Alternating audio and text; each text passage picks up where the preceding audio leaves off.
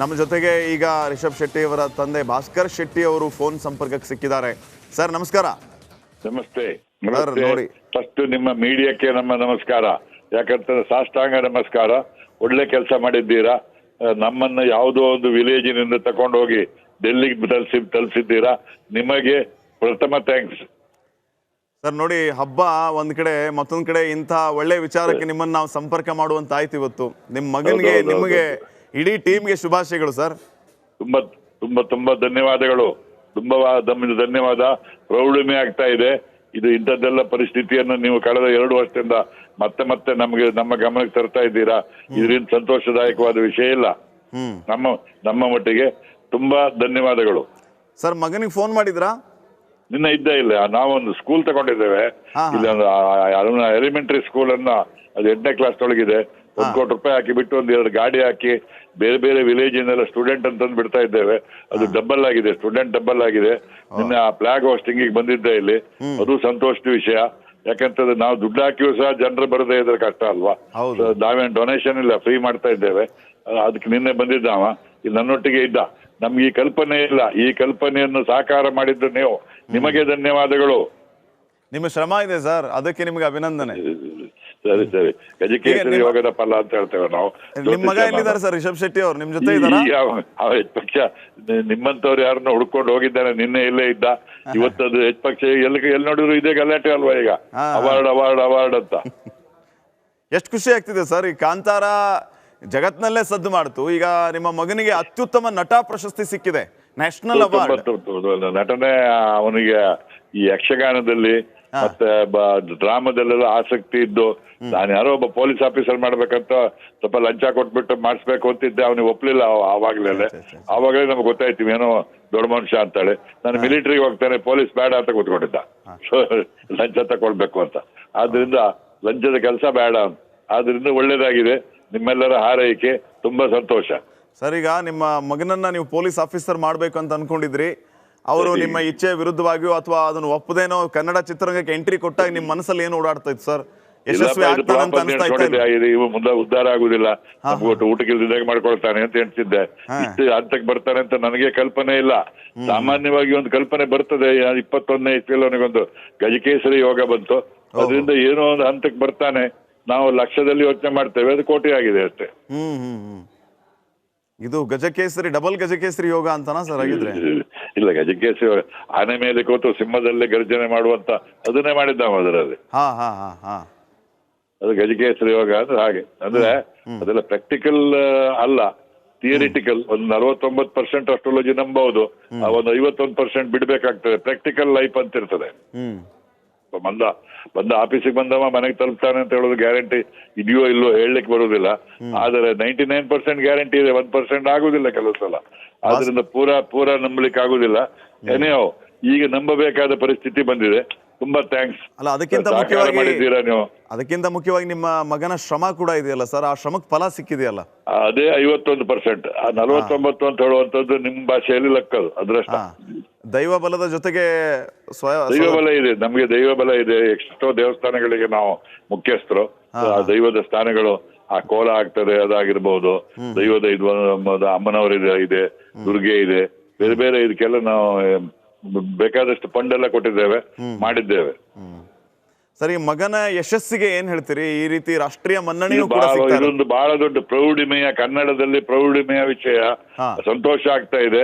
ನನಗೆ ಹೆಚ್ಚು ಮಾತಾಡ್ಲಿಕ್ಕೆ ಆಗ್ತಾ ಇಲ್ಲ. ಡಯಾಲಿಸಿಸ್ ಪೇಷಂಟ್ ಆಗಿದ್ದೇನೆ. ನನ್ನದೊಂದು ಊರಿನಲ್ಲಿ ತೋಟದ ಮನೆಯಲ್ಲಿ ಬಿಟ್ಟವನೆ.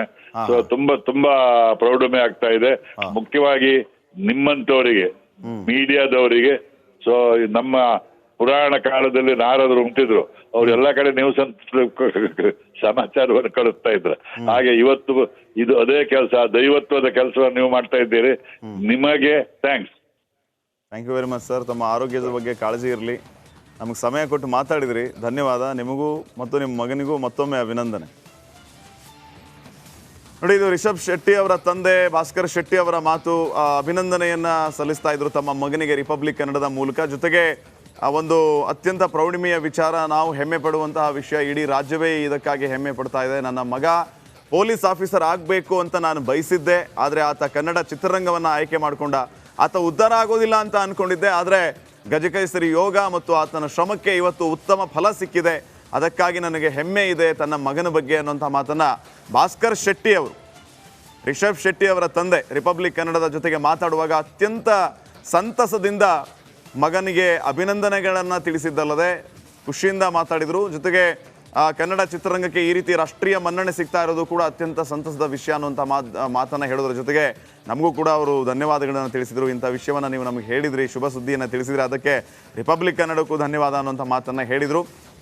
ಕನ್ನಡದ ಹಲವು ನಟ ನಟಿಯರು ನಮ್ಮ ಜೊತೆಗೆ ಮಾತಾಡ್ತಾ ರಾಷ್ಟ್ರೀಯ ಪ್ರಶಸ್ತಿ ಕನ್ನಡ ಚಿತ್ರರಂಗಕ್ಕೆ ರಾಷ್ಟ್ರೀಯ ಮನ್ನಣೆ ಸಿಗ್ತಾ ಇರೋದು ಅತ್ಯಂತ ಸಂತಸಕರ ವಿಷಯ ಅಂತ ಸಂತಸವನ್ನು ವ್ಯಕ್ತಪಡಿಸ್ತಾ ಇದ್ದಾರೆ. ಅದರಲ್ಲೂ ವರಮಹಾಲಕ್ಷ್ಮಿ ಹಬ್ಬದ ಸುದಿನ ಇವತ್ತು ಎರಡೆರಡು ಖುಷಿಯ ವಿಚಾರ. ಒಂದು ಕಡೆ ಹಬ್ಬದ ಸಂಭ್ರಮ ಸಡಗಡ ಇಡೀ ರಾಜ್ಯದಲ್ಲಿ ಮನೆ ಮಾಡಿದರೆ, ಮತ್ತೊಂದು ಕಡೆ ಕನ್ನಡ ಚಿತ್ರರಂಗಕ್ಕೆ ಈ ರೀತಿ ಪ್ರಶಸ್ತಿಗಳ ಸುರಿಮಳೆ, ರಾಷ್ಟ್ರೀಯ ಮನ್ನಣೆ ಸಿಗ್ತಾ ಇರುವಂಥದ್ದು ಕನ್ನಡ ಚಲನಚಿತ್ರಗಳಿಗೆ ಮತ್ತಷ್ಟು ಹೆಮ್ಮೆ ಪಡುವಂತಹ ವಿಷಯ. KGF 2ಗೆ 2 ರಾಷ್ಟ್ರೀಯ ಪ್ರಶಸ್ತಿ, ಕಾಂತಾರಾಗೆ 2 ರಾಷ್ಟ್ರೀಯ ಪ್ರಶಸ್ತಿ. ಈ ರೀತಿ ಪ್ರಶಸ್ತಿಗಳು ಸಿಗ್ತಾ ಇರೋದು ಪ್ರತಿ ಕಲಾವಿದನಿಗೆ ಮತ್ತಷ್ಟು ಸ್ಫೂರ್ತಿಯನ್ನು ನೀಡುವಂತೆ ಮಾಡ್ತಾ ಇವೆ. ಇನ್ನಷ್ಟು ಸಾಧನೆ ಮಾಡಬೇಕು ಅನ್ನುವಂತಹ ಹುಮ್ಮಸ್ಸು ಹೆಚ್ಚಾಗ್ತಾ ಇದೆ ಕಲಾವಿದರಲ್ಲಿ. ಅಚ್ಯುತ್ ಅವರು ಮಾತಾಡಿದ್ರು ನಮ್ಮ ಜೊತೆಗೆ, ಜವಾಬ್ದಾರಿಯನ್ನು ಹೆಚ್ಚು ಮಾಡ್ತಾ ಇವೆ, ನಾವು ಮತ್ತೆ ಸಿನಿಮಾಗಳನ್ನು ಮಾಡ್ತಾ ಇದ್ದೀವಿ, ಅದು ಕೂಡ ಯಶಸ್ಸು ಸಿಗಲಿ ಎನ್ನುವಂತಹ ಪ್ರಾರ್ಥನೆಯನ್ನು ಮಾಡ್ತಾ ಇದ್ದೀವಿ ಅನ್ನೋಂಥ ಮಾತನ್ನು ಹೇಳ್ತಾ ಇದ್ರು. 2 ಸಿನಿಮಾಗಳಲ್ಲಿ ಅಚ್ಯುತ್ ಅವರು ಇರೋದು. ಸೊ ಆ 2 ಸಿನಿಮಾಗಳಿಗೆ ಇವತ್ತು ಈ ರೀತಿ ಪ್ರಶಸ್ತಿ ಸಿಕ್ಕಿರೋದು ನಮಗೆ ಅತ್ಯಂತ ಹೆಮ್ಮೆಯ ವಿಷಯ. 2 ತಂಡಗಳಿಗೆ ನಾನು ಧನ್ಯವಾದ ಮತ್ತು ಶುಭಾಶಯಗಳನ್ನು ತಿಳಿಸ್ತೀನಿ ಅನ್ನೋಂಥ ಮಾತನ್ನು ಅಚ್ಯುತ್ ಅವರು ಹೇಳ್ತಾ ಇದ್ರು. ರಿಷಬ್ ಶೆಟ್ಟಿ ಅವರು ಮಾತಾಡ್ತಾ ಇದ್ದಾರೆ, ನೋಡೋಣ.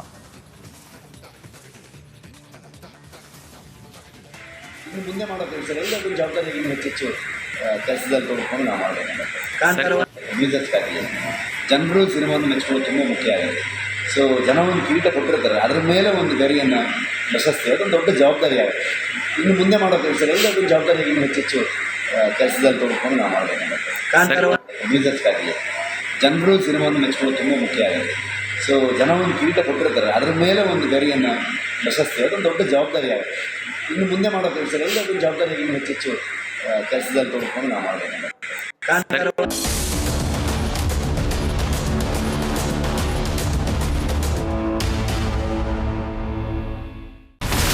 ಇಲ್ಲಿರುವಂತ ಈ ಒಂದು ಗುಡ್ಡ ಕುಸಿದ ಪರಿಣಾಮ ಯಾವ ರೀತಿಯಾಗಿತ್ತು ಅಂತಂದ್ರೆ, ಗಂಗಾವಳಿ ನದಿ ಪಕ್ಕದಲ್ಲಿರುವಂತಹ ಉಳುವರ್ ಎನ್ನುವ ಗ್ರಾಮ ಸಂಪೂರ್ಣವಾಗಿ ಇವತ್ತು ನಾಶ ಆಗಿದೆ.